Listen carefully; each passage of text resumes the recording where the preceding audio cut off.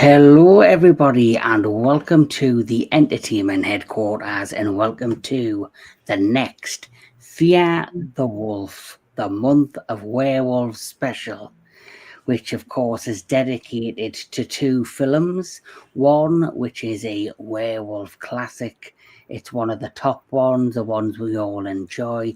And the second one is the So sequel, which I had never seen for quite some time. And so I have to be honest, I have mixed feelings with rewatching this movie. So we're all just going to sit here and talk about them. So before we get cracking on these two movies to celebrate Fear the Wolf, Month of Werewolves, let me introduce you to my amazing guests. First and foremost, my amazing co-host. He's a good friend of mine, as well as the rest of these gentlemen. It is Mr. DJ Anubis of the Metal Tavern Radio. And alongside my good friend is my other good friend, my traveling compadre, Mr. Sexual Chocolate, Mr. Jedi Velle. Always bring the sexual there for you, baby. And he brings the Enigma to the Kaiju. He is the Kaiju Enigma, Jake Hall. And finally, we have none other than Anthony Jordan of Anthony Jordan's Movies and Gaming. Yes, so there you go. There's my amazing guests. And of course, I said we had to talk about two movies. And the first of the two movies are this classic, American Werewolf in London. Yes, not far from the moors I am. So I've never met one yet, a werewolf. But you never know. Give it time. I mean, you've been towards the Mars, right? I'm assuming. And who was showing off his love for that particular film. You can't blame him. That's what I'm talking about. I am. For once in his life, Anubis has something I do not. So it's true. It's very true. Okay. But joining us, we have Alvin in the chat. Thank you for joining us. What's up, Alvin? Yes. The werewolf himself. Yes. Another werewolf enthusiast. So let's kick this off. Let's get cracking. Mr. DJ Anubis, your first time seeing American Werewolf in London. Ooh, definitely wasn't in the theaters. I was too young to be in there to see that. But and maybe Jedi will remember, in the early 80s, they used to have this show that came on late at night on Saturdays. It's like called the Big Chill Theater or something. And they would do this intro to actually Pink Floyd's Time. And so one of the scenes, of course, was the transformation from David in this film, which got my interest peaked. And so I probably saw this film maybe a year or two later through that, TV channel and station and that show. But I just remember like being terrified of this film. Like it just was really creepy, despite the comedy that's in it. When it's horrific, it's horrific. It's like it really stands out. Yes. Jedi Granville, your first time viewing this particular film. I wouldn't officially see this film until like the late 80s, believe it or not, because I saw it like when it came on HBO and like bits and pieces. I saw little bits of scenes, but would not see it in its full entirety until like late 80s, and is what Anubis was saying, though. This has a strong comedy element, but when the horror kicks in, like there's a one scene where it's like I see it and it's like, dude, that's actually straight up scary, like this is, I mean, for a horrific comedy like it is, yeah, it's kind of balanced out with what it does. So I actually enjoy it for that. Jake Hall. The first time I officially watched it was when they released it on Blu-ray, and I think I got this I saw it bits and pieces on TV. I didn't fully watch until I bought the Blu-ray, and I was like, "Oh, okay then." Now I own it on 4K, so Hmm. for its time and the cinematography and all that, I enjoyed it. Mm-hmm. Anthony Jordan. My first initial exposure when I was maybe 10 years old, I was at the flea market with my mom, and they had this little collection of kids books. They were probably about the size of my hand. They were little folding paper books and about a bunch of different movie monsters, and there was one about werewolves, and I wanted it because of that. And there was an image from the transformation, and I always wondered what that movie was.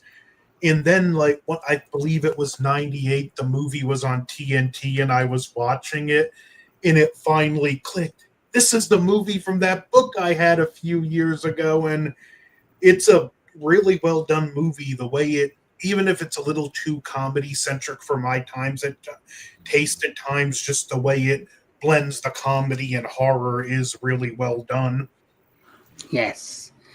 Well, this film came out in 1981, and I wasn't born till 1983, so I would not have seen this movie till well in the 90s. And all I can say is I cannot remember the exact time or where the hell I was or who I was with, but I do remember visually being absolutely terrified when especially when even the beginning of this movie where they're walking along the moors. Because don't forget, I am from England. I am from the northeast of England. I'm from Newcastle, and we are on the border of Scotland. We're the last major city before you cross over into Scotland. And when you go across the border, you actually enter the moors. So I have been on a train, I've been on a coach, I've been in a car where it's been a foggy, damp day. And as you're crossing the moors, and you just see this vast greenness in the landscapes and the fog, it's eerie as hell. And so it gave me this real sense of I knew this place and I know what it's like. So I think that's why this film kind of right from the bat kind of gave me this eerie kind of feeling, because it feels so familiar. It's a real place to me. And then the overall story is just unique for me personally when it comes to werewolves.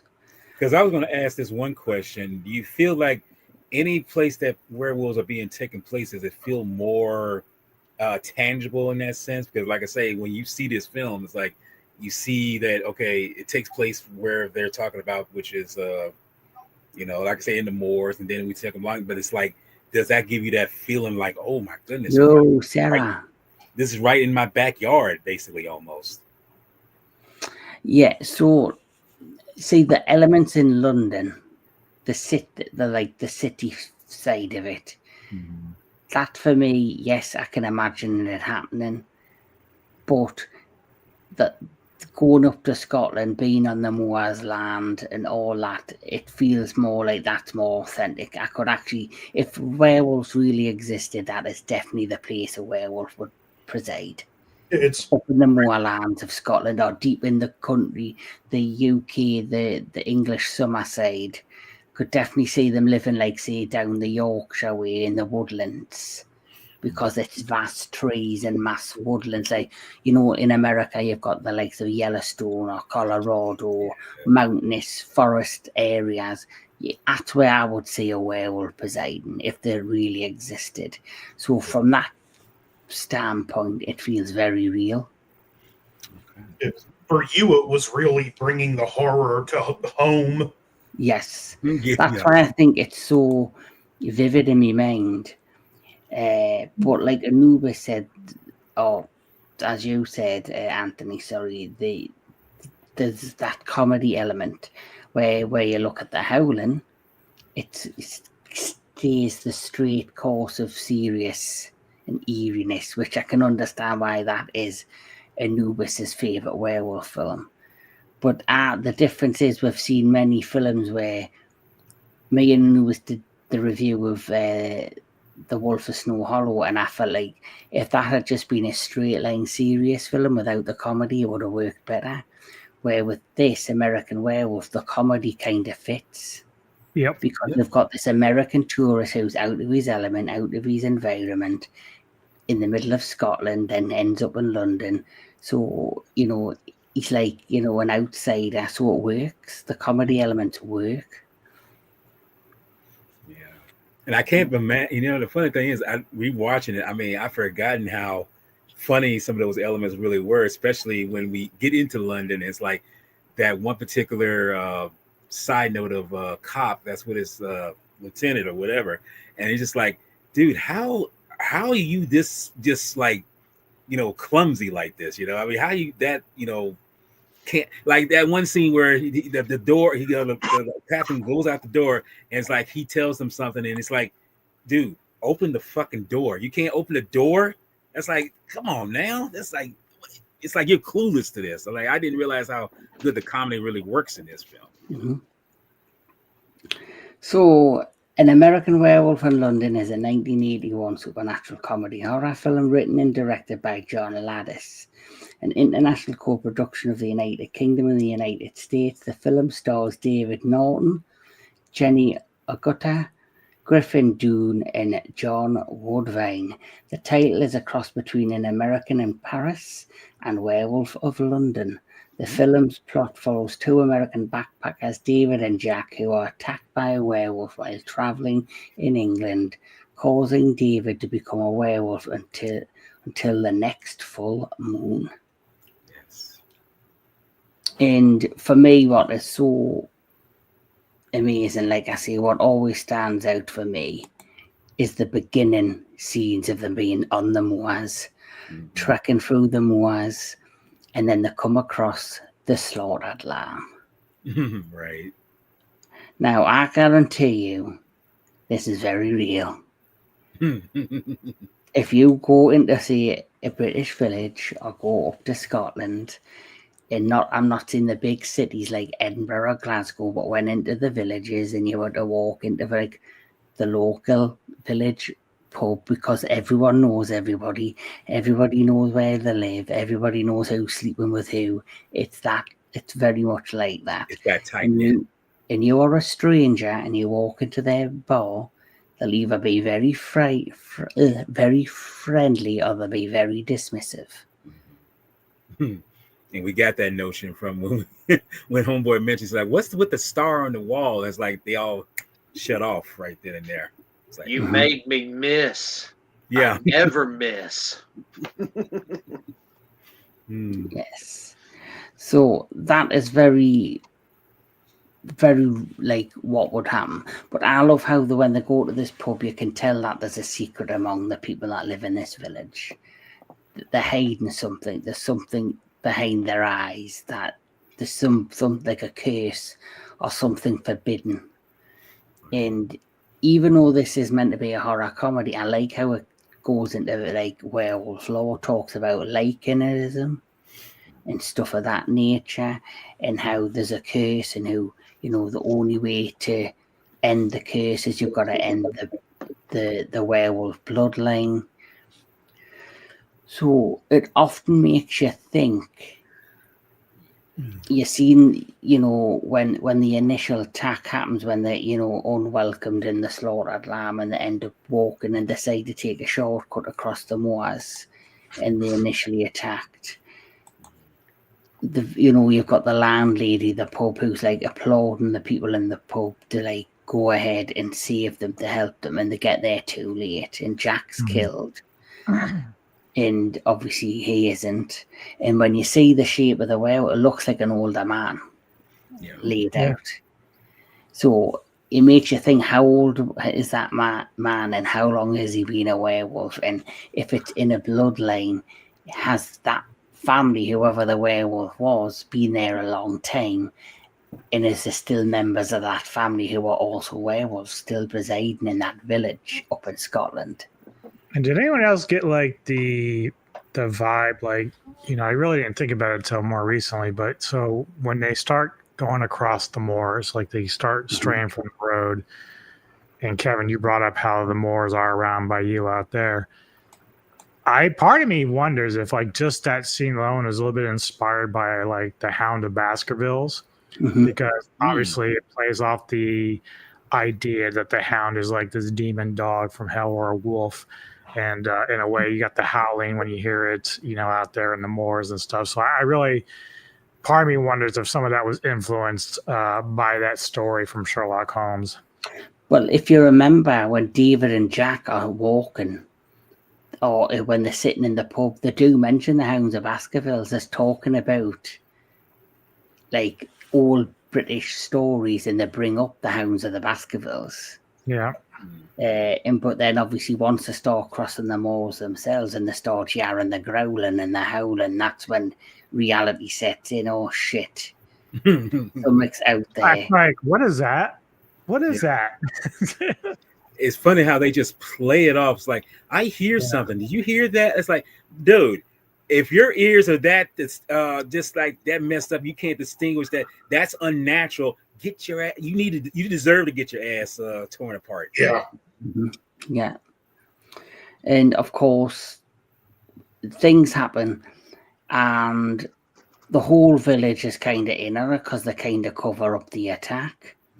The kind of, the landlady, the villagers, the local police, the local hospital cover up and say it was a madman who they killed, and then he's suddenly transported right down from Scotland right down to London and wakes up in a London hospital.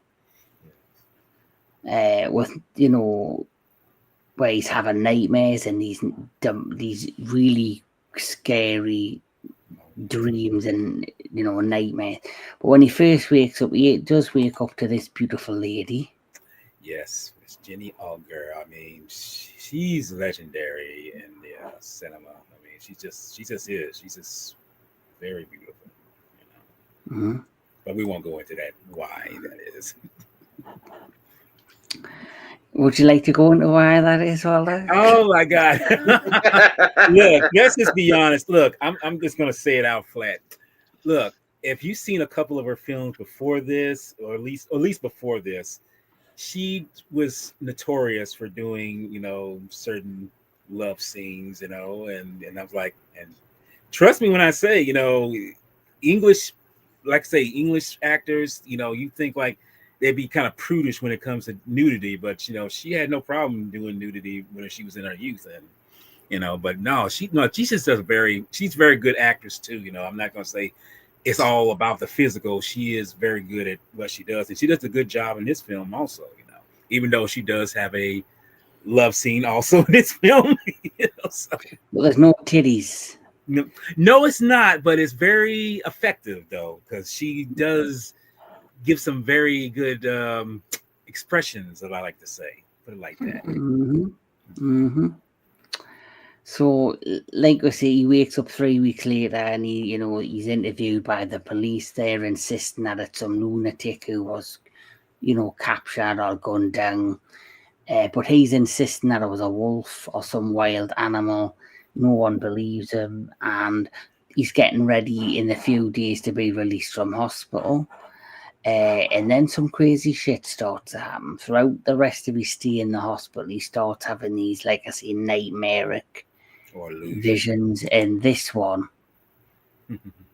Now, this moment right here, I have to say, this actually, when I first saw, not when I first saw the initial film, but just seeing the advertising, that scene with him in that kind of makeup, that actually scared the hell out of me. I mean, I feel like he looks more vampire than anything else. There. Yes. It's the other scene which I had totally forgot about until I watched this again, like earlier the day, where he's dreaming of, like being back home with his family, and suddenly them soldiers men come in with Nazi zombies or whatever you want to call them. Yeah. And they start shooting and gunning his family, and just when you think the nightmare's over, there's her, and she goes, I know what'll make it better, and she opens the curtains and she's basically stabbed, and there's one over top of her, and it's like, holy shit, what the hell is going on? No, this is. I guess this is just the residue of what you are going to become since you have been bitten. You have, as he said, it's a supernatural thing, and it's like it's really flooding his mind, and it's like he can't turn it off. So it's like, yeah, Like, I know this is horror and comedy, but in the do mention like werewolfism and in the like, you know, slight hints of like occult or cursed, but they don't play into that too much. They kind of just play into the horror and the comedy and like this lone American who is stranded in the UK with no family, and he's just, you know, trying to like figure out what's going on, and you know, and that's what I think appeals to me about this, that they don't, you know, it's there, but they don't play into it. It's more about trying to deliver his story. And I think I'm sorry. When they do get to the horror, they really go for the throat with it. Literally. Mm-hmm. And of course, just as he's starting to think, right, was I attacked by a werewolf? Was I attacked by an animal? He's suddenly visited by Jack. Yes. With some amazing makeup effects by Rick. Oh God, yeah. Good Lord. Yep. Like these makeup effects, like that alone. I mean, it's see that's one thing when I saw this film initially, I'm like, dude, not the werewolf effects, which are good themselves, but these makeup effects with him half eaten, bitten in, and I was like, dude, you can literally see the tentacles, or I mean, whatever, you know, in his neck. I'm like, good Lord, that's you can't get that with CG. I'm sorry. Yeah. And the thing was always funny because, you know, as a kid watching this, you know, I'm looking at it and like it's horrific, and especially when he starts to decompose over time, it gets worse. Right.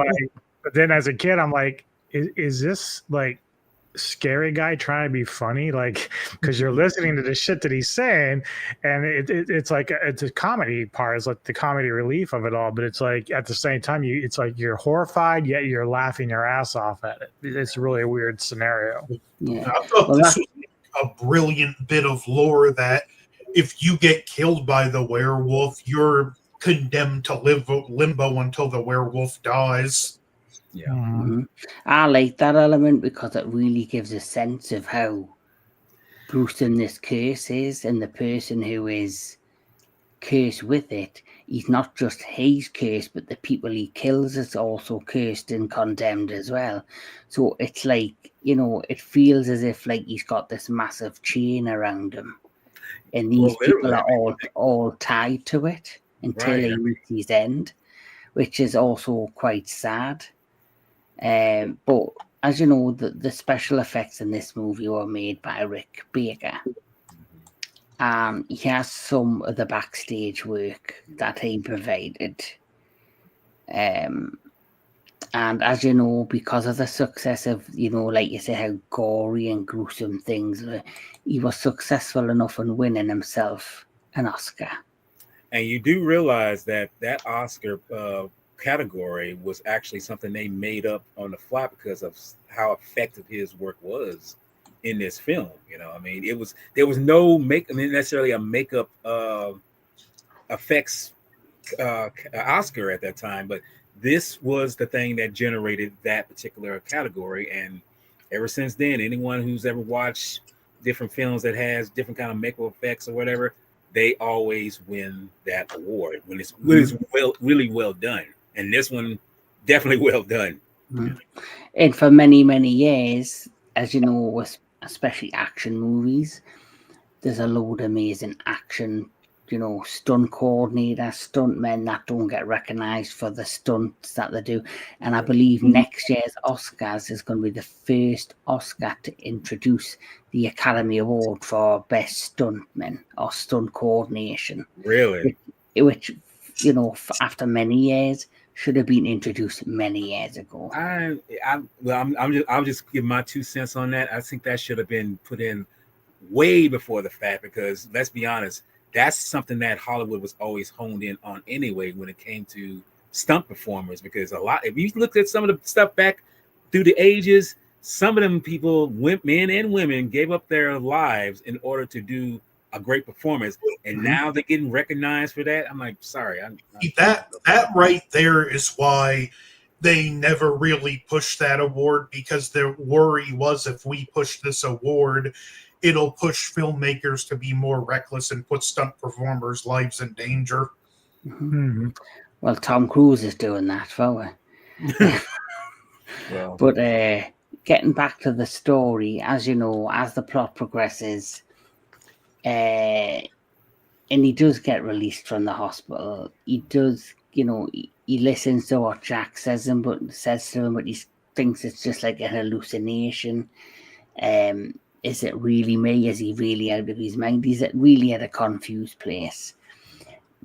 And this is where he ends up going to Alex Price, who is the nurse, who has a soft spot for him.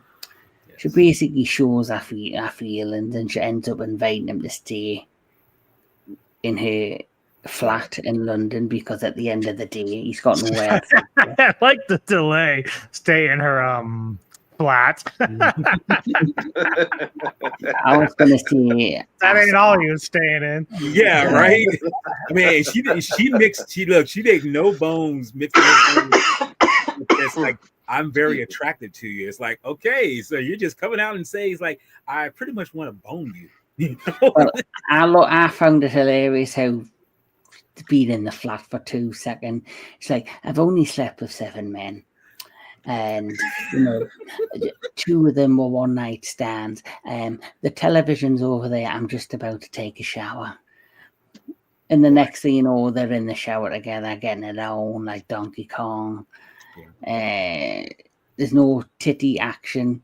I'm gonna go to J. Cole. What did you think of the sex scene? Was it something you were too sure? What the hell?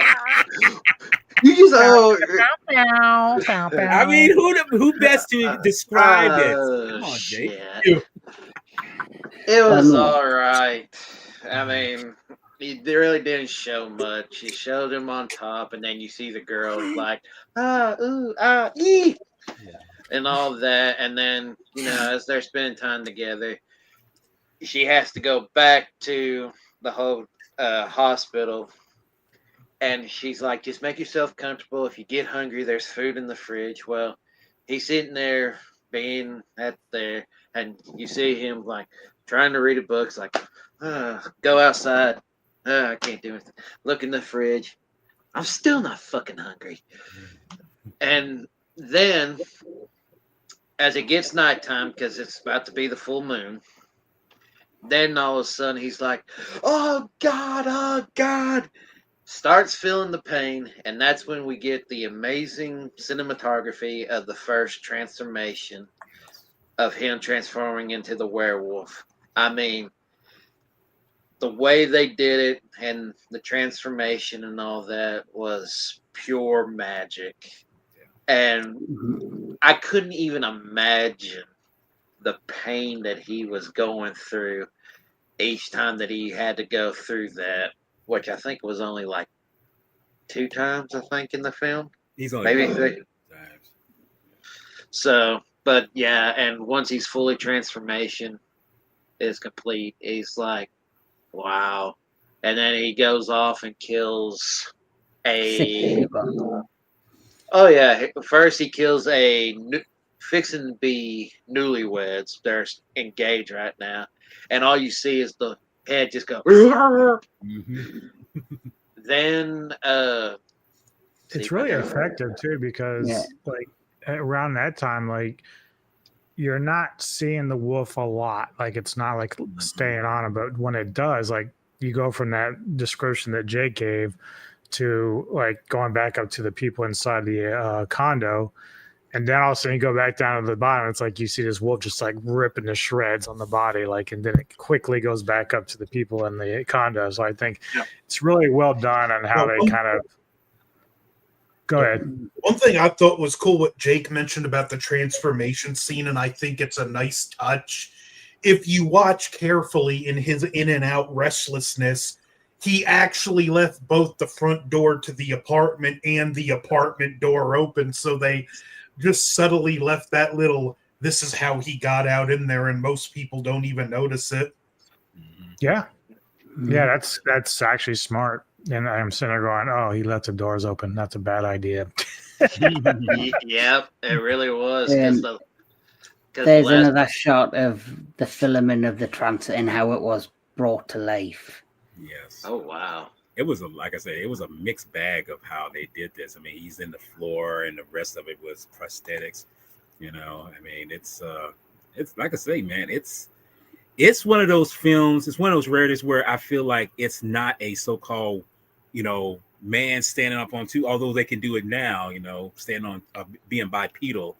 It was showing a quadruped, werewolf, and it's like I say, it's really effective, And I'm pretty sure, like Jake was mentioning, like right here, yeah. I mean, well, not here, but where he's down in the underground, and that's the moment that scared the hell out of me the most when I first saw this film. Is he's chasing this businessman, and he's following him through the tunnels there, dude. I'm telling you right now, when you just see the point of view of the wolf chasing this person, I don't know what it was. I guess because you're seeing the killer. When I say seeing the killer, you're seeing the killer point of view, and you're seeing who they're going to attack, and it's just like that's so effective. And then that moment where he's on the escalator, the man is on the escalator, and you just get that hint of that werewolf coming towards, I think that's what makes. Oh, sorry. Oh, I was just going to say, I think that's what makes this more scary. There's something there, but you can't see it. Yeah, that's basically what I was going to say. You know what it reminds me of in many ways, like Jaws. Yes, I was going to say Jaws. You don't see the shark, but you know what's happening. So you see the odd headshot of the werewolf jumping up at people, but you're not actually seeing it. Yeah, not in full figure. The only time you do is that you get to see a glimpse of it at the subway, at the London Underground. You don't really see it in full form till in the theatre or in the alleyway at the end. But this is a prop next to the dog. Yeah. Wow. I mean, it's, dude. So, and the figure that this thing is that strong too, is like, yeah, you don't want to mess with it. Like, I'm not gonna. If I seen that coming at me, I'd fucking shit me pants. I'm not gonna. I don't think I would have time to shit my pants. I pretty much would be. Well, that's why I think it's funny because, like, I always think of the scene where the guy in the subway and he's like up the escalators, and you can see at the bottom where the wolf is appearing.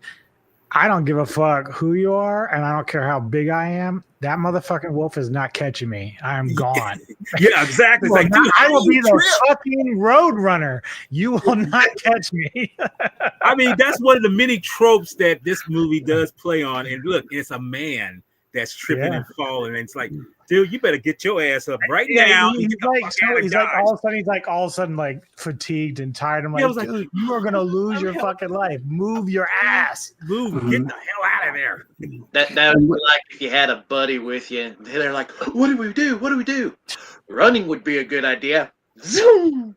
Like, I'll ask Anubis this because he is like the werewolf connoisseur. What's your overall opinion of the design of the werewolf in this?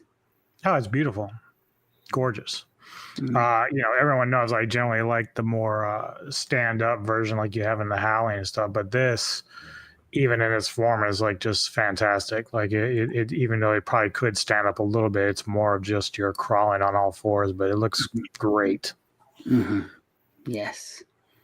So, like you say, this is the first rampage. The doctor who we know, who is in the hospital, he suddenly has a feeling, he gets like a hunch that nothing is as it appears. So he then ventures up to the village and goes into the slaughtered lamb, and just like with the other two, Jack and David, he immediately feels like this unwantedness by the locals, But unlike them two who just play into their uncomfortableness, he kind of tries to brush it off and is like, I'll have a cup of tea. We don't serve tea. Yeah, well, I'll have a pint of bitter then, please. And then he's talking to the locals, and they kind of know he's like asking too many questions. And this is when one of them leaves the bar to go, check on the animals. And as he comes out into the rain, he then, sees the person standing, and he ventures up to him, and then he then starts to explain to him that it wasn't meant to happen, and he basically reveals that there's kind of been a cover-up on the event. And then the other farmer, I'm assuming the farmer's like, that's enough. And it also makes me feel like some of these people are family. Most likely. I mean, Like- that, or they're just very tight-knit type of village. Mhm. It makes me want to see a movie just about this community. Mm-hmm. I would have loved to see a prequel to American Werewolf in London. Like, who was the first werewolf? How did he get cursed? How did the village then make the decision to just cover up the werewolf curse and try to hide it from the rest of the rest? I mean, technically, that's really what Robert Eggers should do. Like, that's the kind of film that he'd be good at, to I create would think that. so, yeah, he would definitely. Because you don't have to have it be comedic like this film. You can literally just do like a Nosferatu thing where it's just more atmospheric, and then you deal with the people at the pub and all this stuff, and then how it unfolds where this guy becomes this werewolf at the beginning. Just as long as you can see things as far as that. I mean, because his movies are so damn dark in certain parts. I'm like, come on, man, give us a little light. I want to see what we're seeing here, But it's like with that as well, if they did a prequel to American Werewolf in London, they could even set it in a different century, like in the 1930s, and then they could then skip at the end of the movie a few years later to and then make it interlink with the American Werewolf in London. Or they could do kind of like a anthology film and say the curse first started like 120 years ago or whatever. You could tell one story when the curse first started, jump 50 or so years, tell another, and do like 4 stories in that format. In the last one will be the werewolf that attacked them in this movie. Yes. Like you say, if it's a curse and the same person's cursed, if that person were to have a family, that family would also be connected to the curse, and it would continue regardless. If that original werewolf was killed, if a child is born through someone cursed, I'm assuming the curse would pass through to them, which we'll talk about with the second film that we're about to talk about. But as the film progresses, he wakes up in the zoo, has no recollection of what went on the night before. The doctor now returns to London and explains to Alex that he believes that everything that happened up in Scotland was a cover-up. He believes that there potentially is a real curse and that David potentially is a real werewolf. This then zooms to the daytime where David then discovers the murders via the taxi driver and on the way to the hospital. He then leaves out, he's absolutely terrified, and I really feel for him in the moment in the phone booth. Yes. Where he's in the phone booth and he's talking to his younger sister, who you saw his family in the nightmare vision where the Nazi monsters killed them, slaughtered them. So he really has a connection to his family, and he's really homesick and missing home. He tells his sister he loves her, tells them, tell mom and dad, tell me brother. And, you can really feel the sincerity in his voice. Yeah. And after he hangs up, he has a little, knife, like a blade, and he's attempting to commit suicide, but he just can't do it. And that's when he leaves the phone booth feeling kind of defeated, and he looks across the road and he sees Jack. And Jack's a bit more discoloured, And he goes across the road and he basically pays to go into the adult cinema. There goes Um, Jake. Yeah, I mean, Jake. I mean, that's look. If you want the comedy to flow, like I say, why not go to a, adult So cinema? as he's sitting there with Jack, he's talking to him. He's now nearly fully decomposed, but then he meets all of the victims of the night before, which I love this scene. I love how even when Jack's sitting there, like totally decomposed, his eyes are glued to the screen. And he's watching the sex and the tits and all that. And then even David's like, this is a good movie. It seemed like it does make you wonder, like, I know they're cursed to limbo, but if their spirit is going to keep decomposing like the body would, does it just get to the point where they can't move anymore and they're stuck in that one place until the curse? I think the reason he's seen him keep on, like, every time we see he's decompose more, it's to kind of make it reality to David of how bad the curse is and how he is cursed with him. I think it's to try and make him feel guilty, or to try and push him to say, right, look at what's happening to us. You're slowly seeing this decompose, but I'm not dead. And I don't know if you know this. There's a little fun fact here. This movie came out in 1981. One of the people that he killed that's sitting in the theater, that gentleman, it's an older gentleman. He was in Dragon Slayer. I don't know if you noticed this. It's that guy to the far right that was in Dragon Slayer. He's in that. He's in this picture too. I don't know if you noticed that. Wasn't he also an alligator too? Or am I thinking of a different person? You might be thinking of another, because it's an English individual. So I don't know. Okay. Come to think of it, with my question, it's not really canon to the movie, but there's an audio drama, and there's the part where it's like they can also see the guy who bit him and killed his friend, and that guy, he's like, yeah, and I can see all my victims, but you can't. But David kind of knows what's coming. He even tried to get arrested before he went to the phone booth. And I guarantee if he did that in London right now, he would have been arrested and probably locked up for 6 weeks or something. Because of the things he was saying about the Queen and I'm like, dude, like, come on now. Even I know that's supposed to be what you call, artistic licensing, and I was like, say it's supposed to be some kind of belief, but it's like, even I would say this dude been locked up quick. From what I understand, like the UK theatrical release of this film, they actually had a point in the credits where it apologized to them and said, no hard feelings. Oh, for fuck's sake. Yeah. Yeah, because the Queen, I mean, the Prince is not well, I can't say it here because we won't. But Jack then transforms.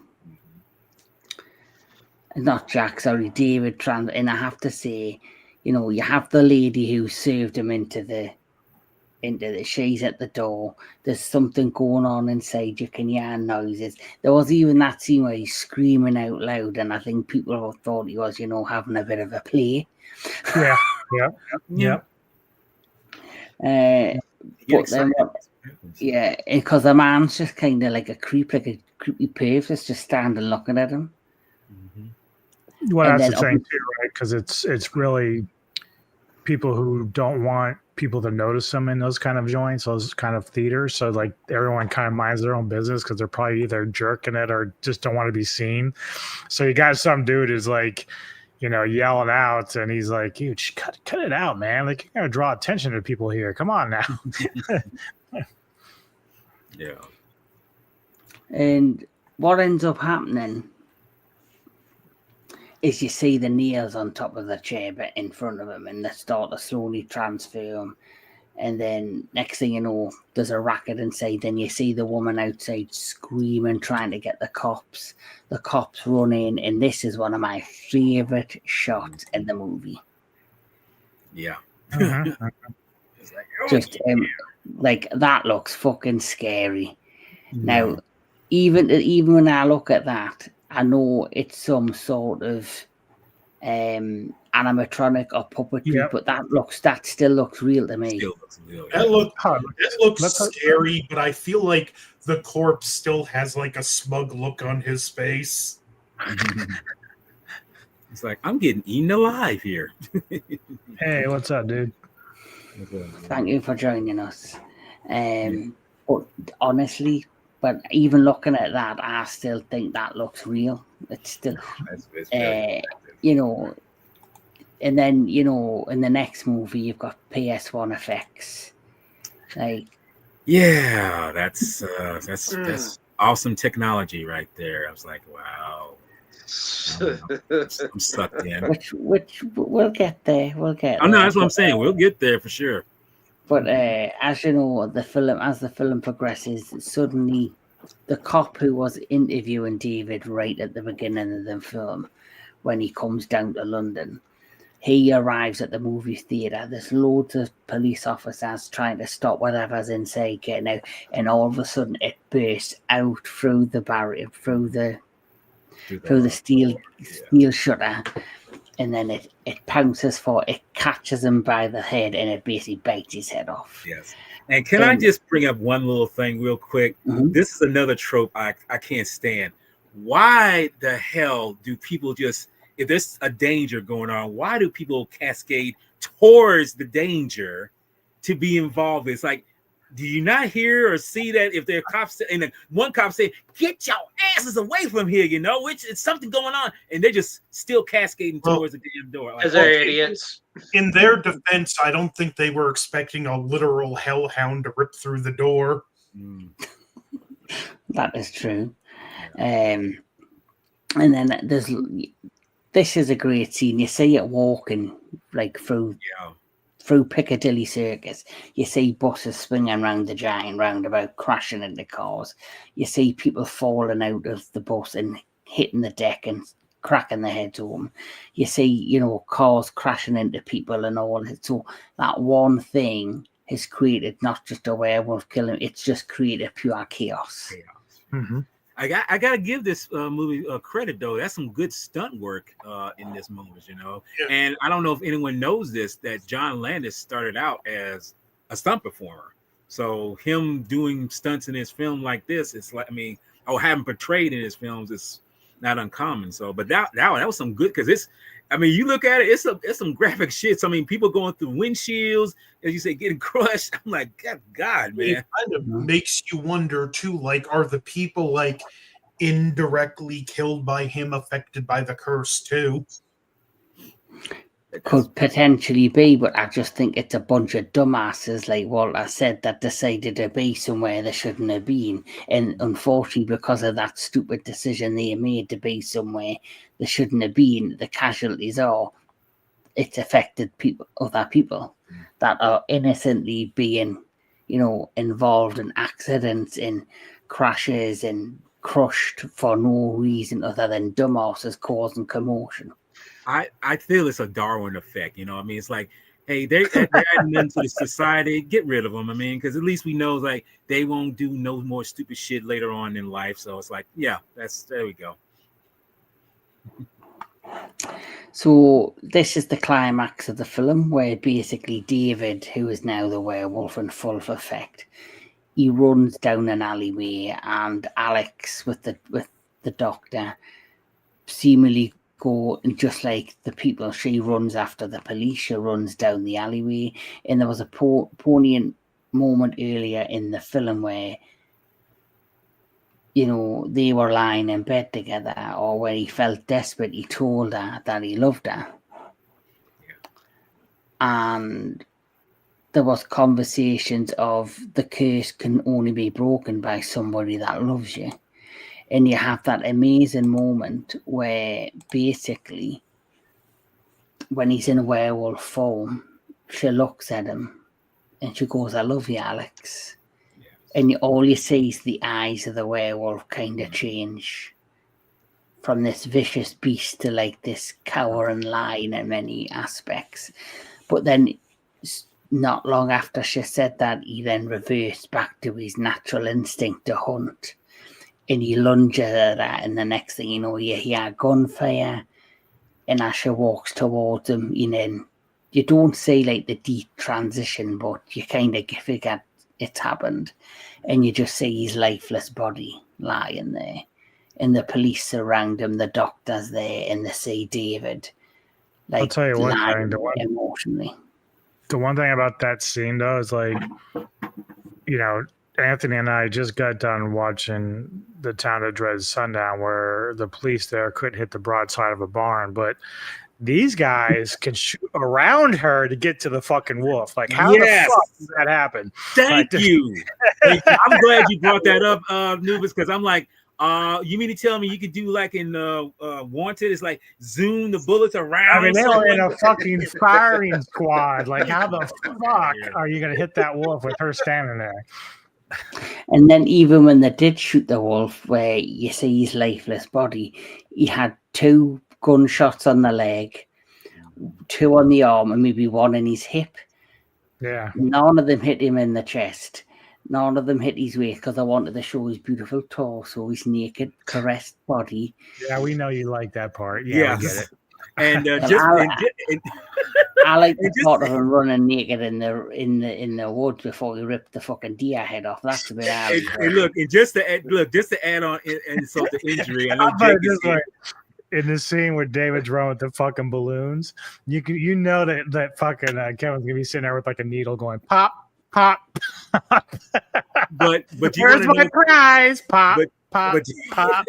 You want to know the funny thing about this film? It actually was controversial for the actor David Newton, to do this film, because he was with Dr. Pepper spokesman. And So when you see him, and I was kind of amazed that he actually did nudity in here, but it's like it was comfortable, and hey, it's like, hey, I'm just it's a part of the movie, So and Dr. Pepper actually fired him over this. Mm-hmm. That was so stupid. I know it was. I would have thought after this film, though, like his career would have skyrocketed, but it kind of didn't, which is a shame. That's what I don't understand. It's like because he was a young actor, and it's like, why would because this is a very good film, so like, why would it peter out? I don't get that. Because a lot of times people don't value horror films, so like. True. I don't know exactly which film Kevin Bacon did, but he started out, of course, in Friday the 13th Part 2. So he must have done a film. Part 1, excuse me. Part 1, yeah, I was going to say Part 1. But whatever film he did after that or one after is like, he caught on somewhere else. So I don't know what films David did after this, but, obviously the film did well in the theater. But again, critics, especially during that time, they're so overly harsh on horror films. It's like ridiculous. Mm-hmm. Even when you have a great horror film, they still are harsh on it.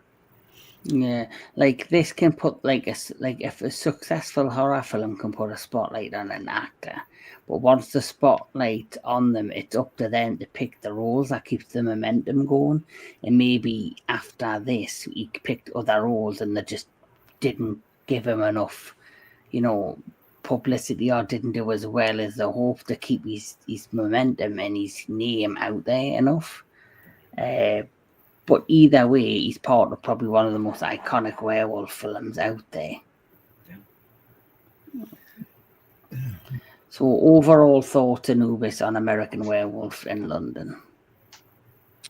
Still one of the top 2 werewolf films of all time. I never begrudge anybody that puts this at number 1. It's still one of the best out there. So like, it doesn't hurt my feelings if people feel like this is their favorite over Howling, but it still holds up. This is, again, you talked about earlier in the review that this is one of the films where, unlike The Wolf of Snow Hollow, the comedy works here. It meshes very well. There's like an ebb and flow with the horror and comedy in this, as opposed to Wolf Hollow. So, or Snow Hollow, excuse me. But so yeah, this is still like a massive, great film for me.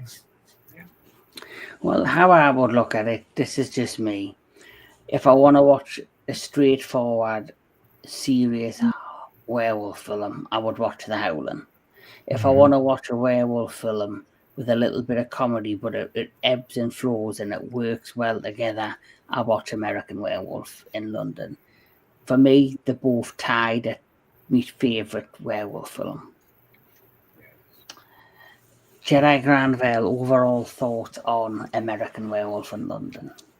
Well, as we mentioned, it's a very well made. I mean, look, it's sad that this film. I mean, it got the kudos that it deserved. Like I say, winning the Academy Award for makeup and everything, and it still stands the test of time. You know, I mean, it's like I say, this is always the go-to or one of the go-tos when it comes to werewolf films, because I kind of think we mentioned on a stream on y'all stream that with the Howling, this came out the same year as that film, you know, and you know they still had a balance with what they were doing, you know, in terms of effects and story, and they had their own unique signature of what they were, you know. But this film is definitely out there as one of those films or gems, as I like to say, that I feel needs to give a watch once in a while, you know, because it's well made. And the fun thing is, you know, even though we see the transformation and everything, that transformation doesn't even happen until like almost an hour into the film, you know. So it lets you know that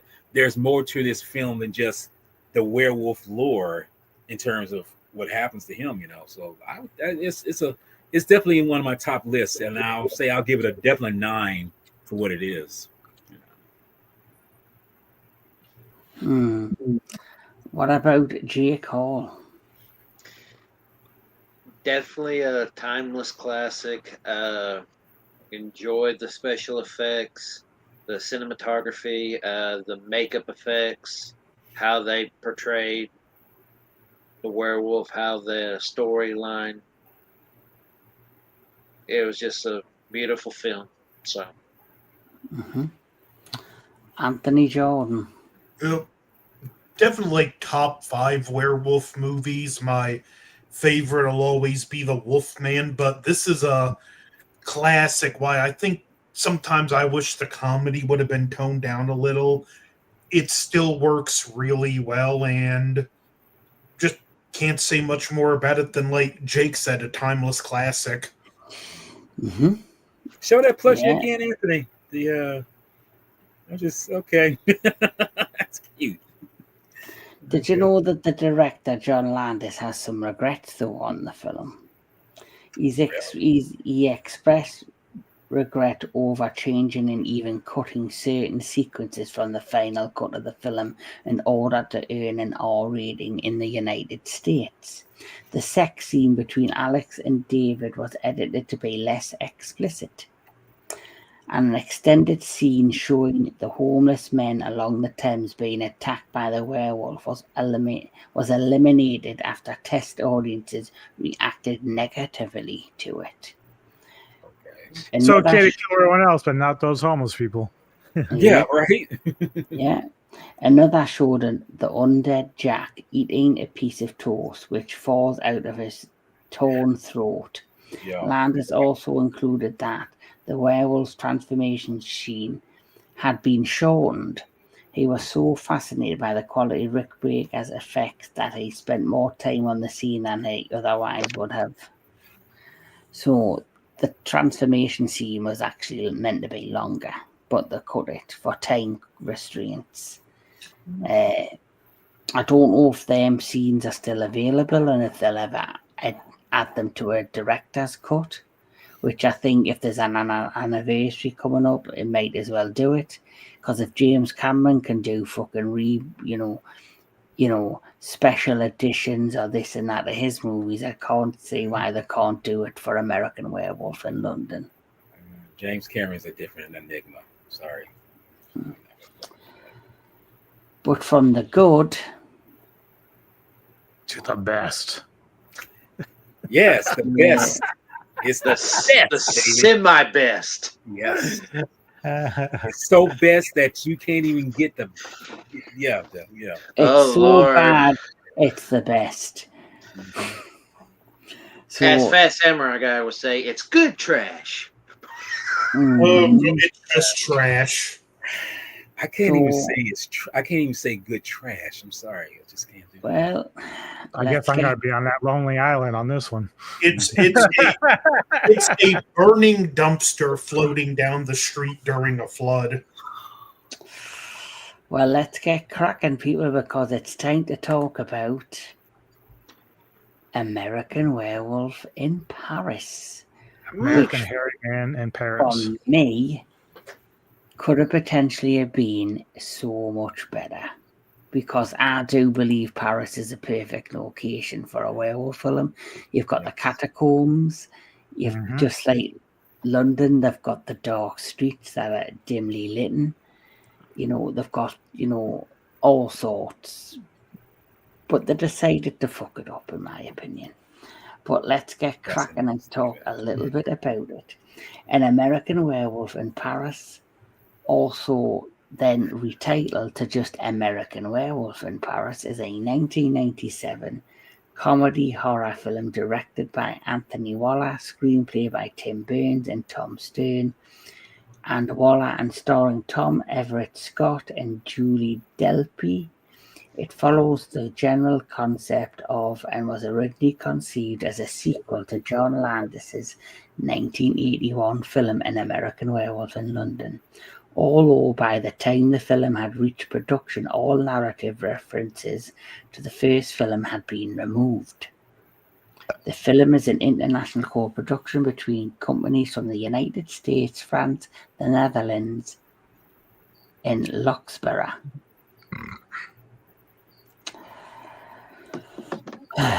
The film cost $26 million to make and only made, it cost $25 million to make, and it only made $26 million at the box office. I think it cost too much. Sorry. Well, it certainly cost a lot more than the first one did. And in actuality, even though it made a million, I think that budget is before you figure in the production value. So when all was said and done, it probably lost money once you add that. So, I feel your pain, Kevin. I feel your pain. This film's better than some of the fucking Howling sequels, I'll give it that. It's no New Moon Rising, but yeah. Yeah, it's better than the fucking Howling 7, which fucking, Jesus Christ, I still have nightmares watching that piece of shit. That's the only Howling I've never seen. You have to see it. You have to see it. It's been years since I've seen the others, so. Jake, all I'm going to say, there's dirt in the chili. Yeah. I watched y'all's review. Dirt in the chili. So it starts off with these three. Well, it didn't start off with these three. Well, so but they're numbnuts. Mm-hmm. So it starts off on a rainy Paris night where you see some man come out of a sewer. He runs into the middle of the road to try and escape something chasing him. Somebody stops his car to go and help him, but then suddenly out of the sewer drain, he's then dragged back down to what was seem is his death. The next thing you see is the Beavis and Butthead triplets on a train talking about getting laid and all this in Paris. And, you know, this guy, Tom Everett Scott, who plays Andy, saying, I have basically a particular taste in women. I'll show you when I get to Paris. It basically starts off when they climb the Eiffel Tower. They've been drinking red wine all day. He decides to grab out of his bag a bungee jump rope. His dream or his ambition is to dare himself to do a bungee jump off the Eiffel Tower. They hear a noise, they run away, they hide round the corner, and it is Seraphine. I think that's how you pronounce her name. Seraphine, played by Julie Delpy. The lovely Julie Delpy. That's my girl. And she's French herself. That's the thing about her. Mm-hmm. So Seraphine Piggott, she's known in the movie. She comes out and she looks all worried and scared, and like she suddenly climbs part of the Eiffel Tower, and it's clearly she's there to commit suicide. And she basically jumps, but then Andy, because he's got the bungee jump rope, he instantly just kind of jumps after her. The dumb shit hasn't tied it to the metal bar, so his friends have to basically save his life. And Delphine falls, she doesn't die. He drops her just as she's about to hit the floor. And then basically, after one night of lots of red wine, trying to do a bungee jump, he falls in love with her. I was thinking with this because he hits his head against the Eiffel Tower, bouncing back up, that it would almost be hilarious if at the end it was revealed he suffered severe brain damage and none of this was happening. Yeah. He was like, woohoo, yay! Dum. Yeah. So it's kind of like the plot after that is like a Cinderella kind of vibe. Instead of having the glass slip out to try and find out, he finds us in a note with a handwriting. Yeah. And he's in the hospital. He notices that she's in the hospital. He thinks she's there for him. She's not. She's there to steal a newly, heart, a human heart, which you don't kind of understand why. As the film progresses, you then, discover she is a werewolf. He is scratched, and he is now going through kind of the phases of transforming into a werewolf. But I like to see where like he's in her bed and like she's like trying to distract him, so she puts his hands on her boobs and he's like, ooh. Say in the American Werewolf in London, I found the romance totally believable and thought it felt natural, where with this one I'm like, I just don't buy it. It doesn't feel right, and these two have not only do they have no chemistry together, but they have a deficit of chemistry. I'm sorry, and this is what I'm glad someone else said it, because I'm like, dude, the chemistry in this film is so flat. I mean, I don't believe this. I can't feel it. I mean, it's you see many films where people have this relationship between one another, and they're acting, they're playing off one another, but you can feel if it's like genuine. You can feel if it's like really like right there. It's like, I believe that these people are in love with one another. They're really feeling one another. This just felt like it was forced. It felt like so like I don't care. I mean, if y'all fall in love, big deal. I mean, y'all can go sail away on the ocean for all I care, but I'm not gonna feel nothing for you. And oh my god, I can't. So basically, as the plot progresses, you then discover, they go to a nightclub, and there's these guys at House A, and it's so fucking corny. The script's horrendous. I love American. I love American. You come to my club. I'll fucking get you laid, or I'm gonna rip your fucking throat out when I become werewolf. You got American girls. And that club at the door outside of it might as well have had a sign that said, "We kill tourists." Yeah. Yeah. So they go to this club, and basically the guy, he's like part of a werewolf cult where they want to change the world and transform people into werewolves, or to like whatever. And Stephanie, she comes and she saves him, but he is scratched. And then, like you say, she's in the house with him the next day. She's trying to distract him, make him understand what's happening. Like you say, put hands on tits. The fall, he falls deeper in love with her, and then she's made this blended fucking this breakfast smoothie out of a man's heart. I will say, as much as I hate to give this film any credit, I at least like the concept of these werewolves who throw parties for tourists so they can hunt and kill them. because it's like almost a perfect way to do it as a werewolf, because by the time anyone reports these tourists missing, it'll be weeks after and like there'll be no proof, so it's almost a perfect crime.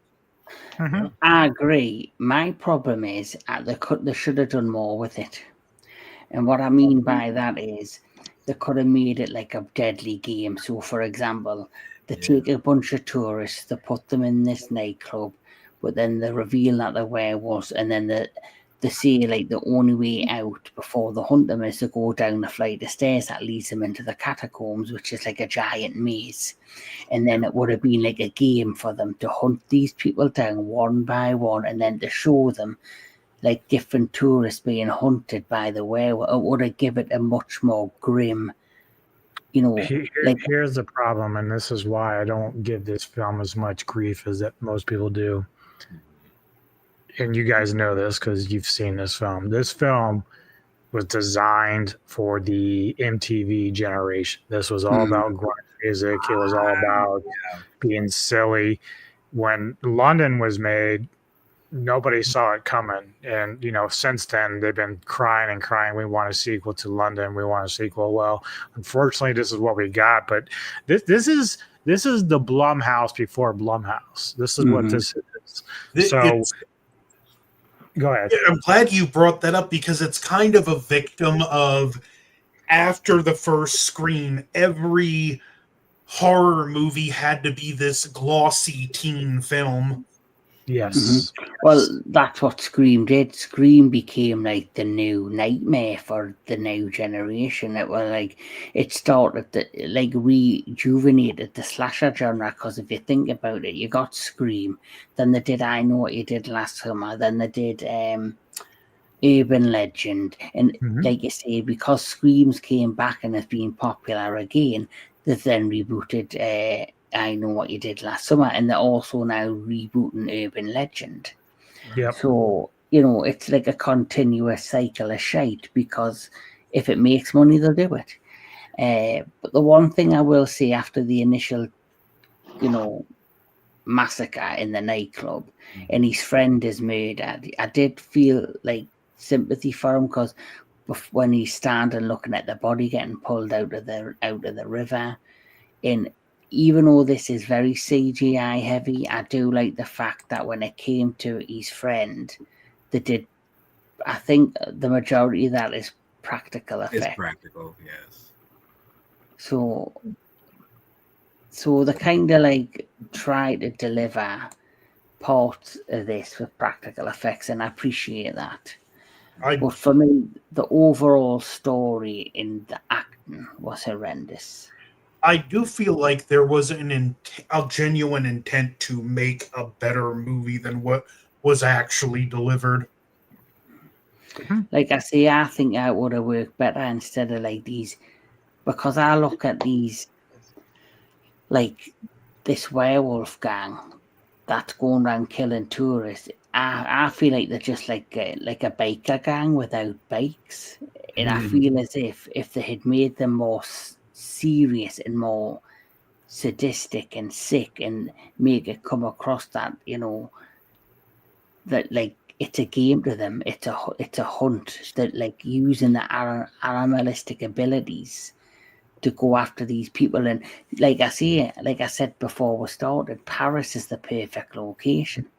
You've got the catacombs underneath that are dark, gloomy and scary, and then you've got the idea of these werewolves hunting you in like this mazed area underneath Paris, Which is interesting, because I love your idea with the catacombs, because that would remind me so much of Howling 5 with the castle. Like it has a very same feel, because it's so dark down there, it's creepy.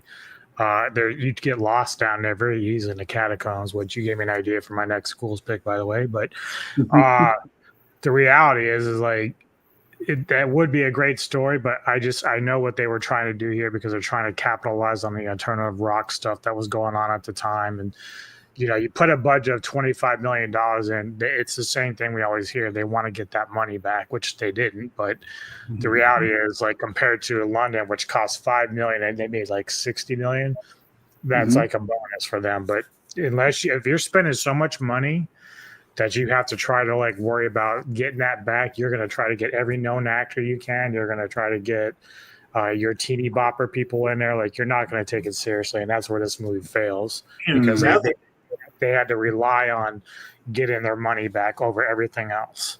And now that, like, the scenario you mentioned, Kevin, like, you can take that concept for a movie and do it this way. Have them have the party for the tourists and run them into the catacomb. Be like, this is a game.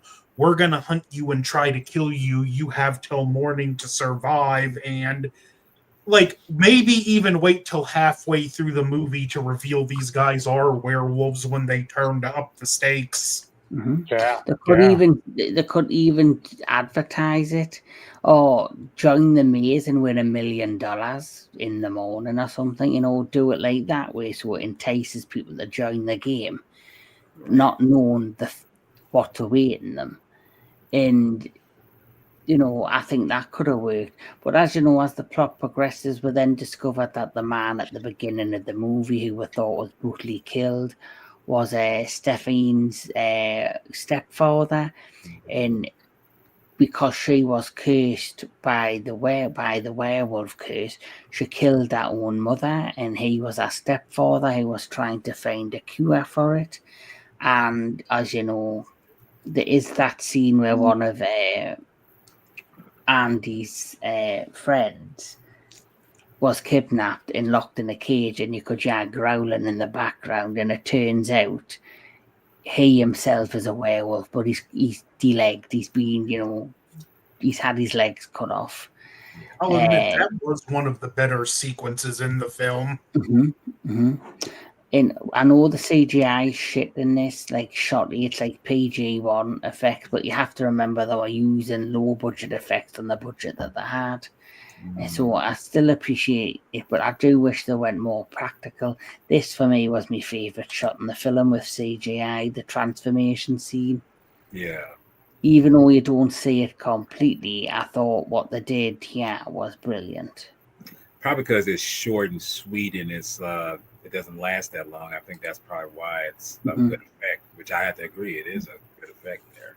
And then obviously it's, the end of the movie is basically the same as the party sequence, where he is now, we've missed a big chunk of the film after he basically, a bit like the one thing I appreciate about this, what they did more of, is unlike with David in the first film, where he's just in the apartment and he gets very hot, he strips his clothes off, he's getting frustrated, and he transforms. They kind of do it slower in this way, like they see him starting to, like, there's that scene where he's on the bridge in Paris and he can hear the water ripple. You can hear people talking in the distance, the dog can hear, and then the dog's humping his leg. They do all this, but they show him, like, slowly succumbing to the feelings and the animalistic traits of what he's now becoming, and then he bumps into the American tourist lady who is just a complete fucking head case. Like, he wines and dines in a restaurant, he starts trying to bang her in the fucking graveyard. And then, mind she was smart, she was using a perfume to kind of get rid of the werewolf. And then the cop distracts her, and then she's hunted down, and then she herself becomes a ghost. Let's be real. If it wasn't the werewolf, this girl was always going to get with the wrong person and be more murdered. Yeah. She seemed like a ditz, in my opinion. So, and then the stupid thing is, she's a ghost, and she's trying to get she's trying to get Andy killed. It's like, there's that time where she's walking on the road, and she's just sat on so you can get hit by a fucking car. Doesn't she like try to whistle and then blood just kind of squirts So out the of her? her eyeball pops out. Yeah. At first, she tries to whistle, but because of her throat, she can't do it. So Yeah. she holds her throat, then it pops her eyeball out. Yeah. And This then, is of course, That's the force comedy. That's where it's like it doesn't I was gonna work say exactly this because I comedy like doesn't work. London. It's subtle and it's funny and it's just kind of sarcastic. Here, it's just like it's too blatant. Like, okay, like if you didn't do like the eyeball gag and the whistling, if it was just her, like, even though she can't, desperately trying to wave those guys down and say he's here so they can kill him, then the joke would have worked. Right. so it's like I say, I understand it was back in, the 1990s, so the special effects weren't that great. For me, that's like the equivalent of, like, say, special effects in the Lawnmower Man kind of film. But the thing is, you don't have to have great effects if you've got a great story with a great script and an amazing, the acting is at least of some quality. Because I've seen many films that have piss poor effects, but the story keeps you invested, and that's why I say this one, I'm sorry, it doesn't do that. I mean, it's far from keeping you invested. It makes you think like, please, someone get a rope and lynch me right now because I'm tired of this. I'm going to put me out of my misery. It has a handful of good ideas. I would like to see someone cherry pick and make a good movie out of, but this ain't it. Yeah. So, as you know, there's a way to kill a werewolf and to stay human, and that is to eat the heart of the person who is the werewolf that transformed you. That is basically something that's revealed in this plot. And, there is no links or any mentioning of the previous film, American Werewolf in London, because all of those links were cut out of the film. But there is one particular link that is clear as day, which Anthony has kind of already hinted to, and that is, of course, Stephine, who stepfather's now, a werewolf. She killed her mother because of the curse. And it's basically hinted that the mother is Alex from the first film. Can someone explain to me why the mother has a British accent, but the daughter has a French accent? Make it make sense. Because clearly, what happened is, after David's death, Alex has obviously moved on from her life. When they had that one night stand, which it basically is after he's been killed, she obviously found out she was pregnant. And if you remember, because of the curse, the person who was the werewolf has to die. Yes, he died, but if she was impregnated, the curse might have passed on to her. Well, not her, but it's passed on to her baby, which is obviously Stephine. And then, of course, after the birth of Stephine, she's then got werewolfism, a lot of Lycanism in her. And she's then obviously, when she's probably hit puberty, which is kind of goes side to side with a couple of werewolf films where a person who is young becomes a werewolf. Once they hit puberty, the symptoms or the curse is activated, and then the transform, and maybe that's what happened, and she's ended up killing her mother Alex, and then her stepfather, who she's married someone in France, has been trying to help her by finding a cure, and in the end has become a werewolf himself. That's a lot of dumpster fire right there.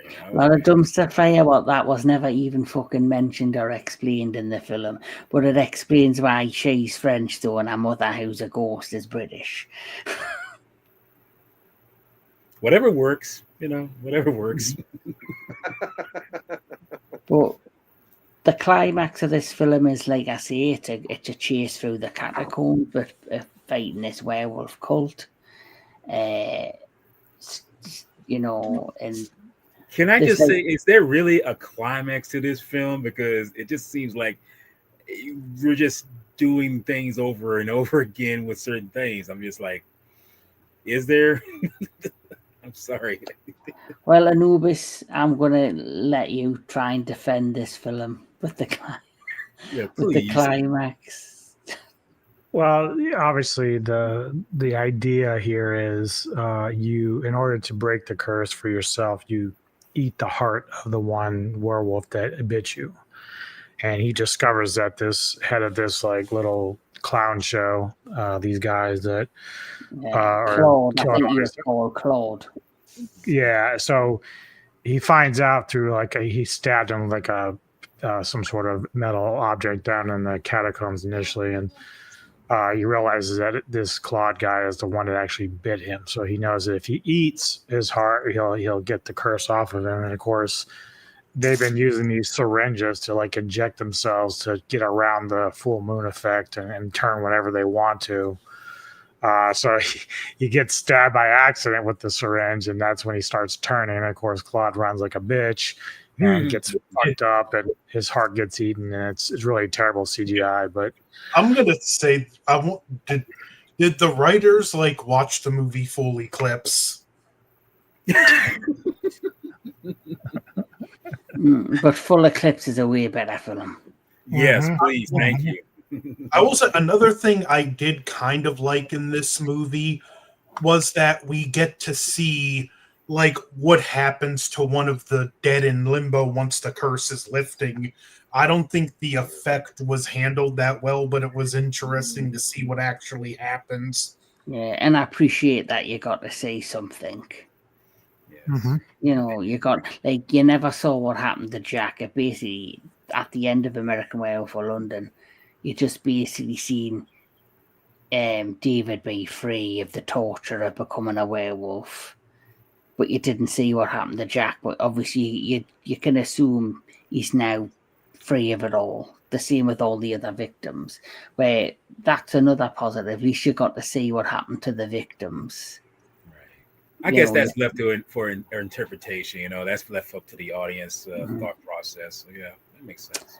But it's really hard for me to talk much more about this film without, positive.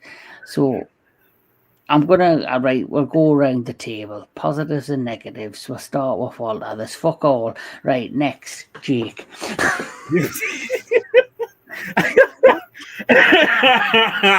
Are we doing our ratings also for them We're now? gonna do the ratings at the end. But no, Walter, if you have any positives, please see them. Okay, I'm gonna give my positive on this. The one positive is about this film, and it's a good positive. It ended.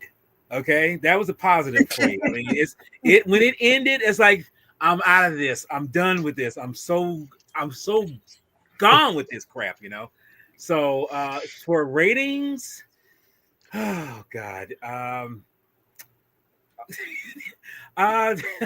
you know what? I'm gonna just say this. The rating is probably lower than Howard the Duck's. I put it like that, but that's probably not saying much because Howard the Duck is not that great of a film itself, but it's way better than this shit. And not in just to bring something up too.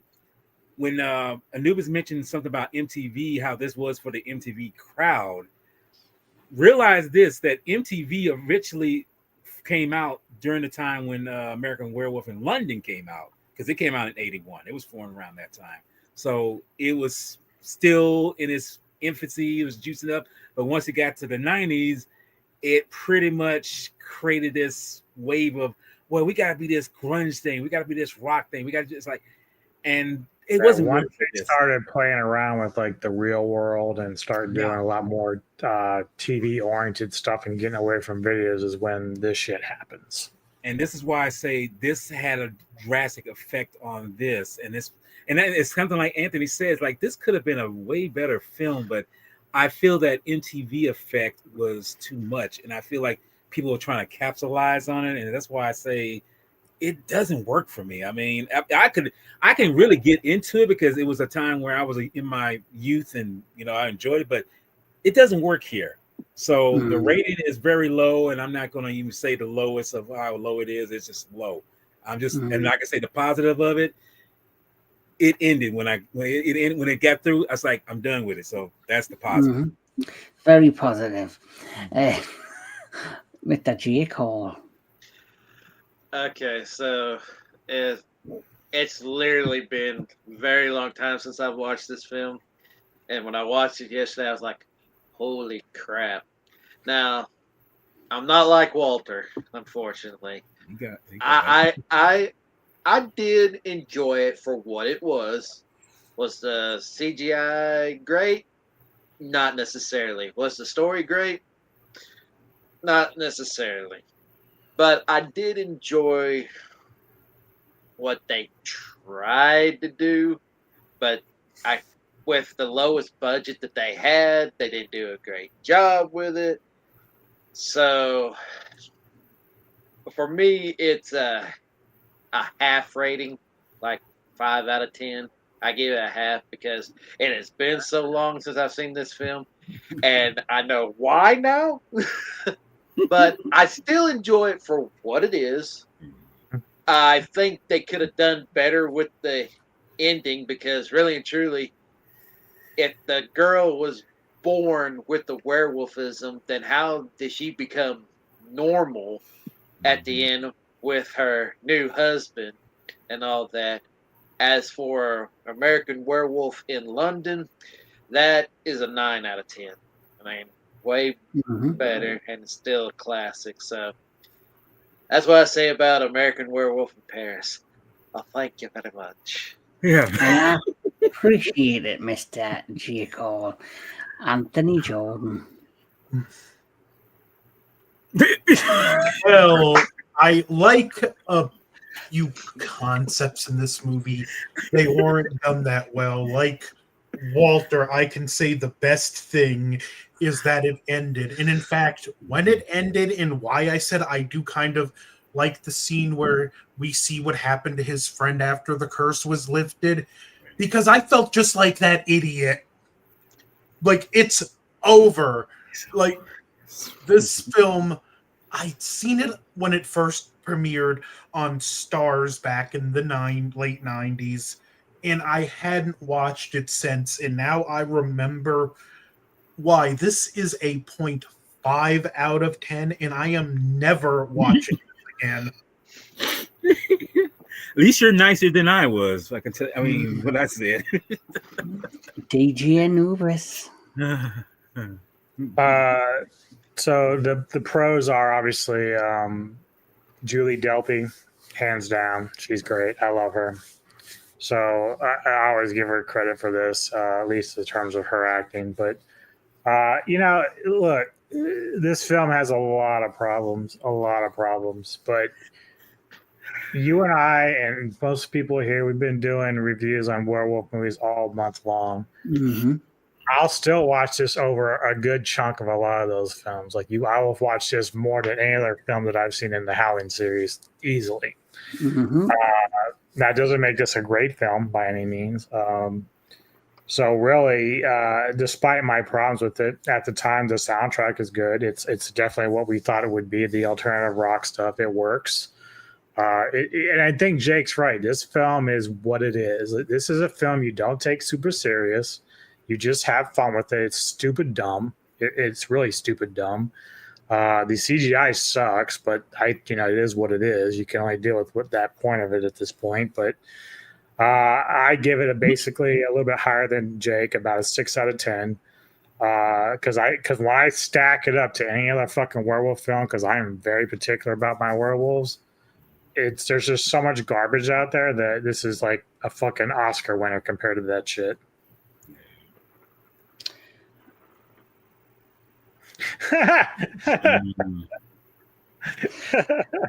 Don't worry, I only pick good movies. So, what was your rating? Oh, so 6 out of 10 for this. For London, it's 10 out of 10 easily. London, 10 out of 10. Timeless classic. Positives for American Werewolf in Paris is I kind of like what people have said. I appreciate what they tried to do. I think they could have made it a lot darker. I think they should have cut down on the comedy. I think it would work better if they made it like a chase or a hunt in the catacombs or over this romantic plot. The negatives is bad acting, bad script, and just the plot just isn't good. So there's more negatives than positives, but I'm going to be like J. Cole. I'm going to give it a 5 out of 10. And I'm very much like Anubis. If I ever have to watch The Howling 7 or this, I'm fucking putting this in the DVD player. Fuck that movie. If my choice are either one of those movies, I choose. But that's what we think of American Werewolf. And this is, another Fear the Wolf month of the werewolf special. And we'll have some more coming up for the rest of the month. So I'm going to tell you what's coming. So on the 18th, we have Fear the Wolf Ginger Snaps special, doing all 3 films. On the 20th, we have Cursed Wolf and Were. And then to end Fear the Wolf, month of the werewolf, we have on the 25th, we have Werewolf 2024, Dog Soldiers, and Late Phases and Howl. That's what's coming to the entertainment headquarters. But what's coming to the Metal Tavern Radio? Yes, sir. Well, tonight I'll have my episode up for Ghouls of Midnight with Mr. Tony the Dead. I've chosen Disremembered, and he's chosen the new Toxic Avenger film, which he'll get it up sometime in the next couple of days when we review it. But those are our picks for this week. Tomorrow, I know that Jedi is going to be with us for Savants to make up for last week while Elvin was ill. To do 1980s The Fog, John Carpenter. And then Friday, I've got my own little special, werewolf segment I'm doing where I'm doing Werewolves Within, doing also a Viking Wolf, Wolfen, and Full Eclipse. So I think Anthony and Kevin, of course, going to be on Olvin's on that, I think, as well. Then Saturday, for my Savants pick, I'll be doing Monster Island with Olvin as well as Mr. Tony the Dead. So that's what I got coming up. Mr. Jedi Grand Vale.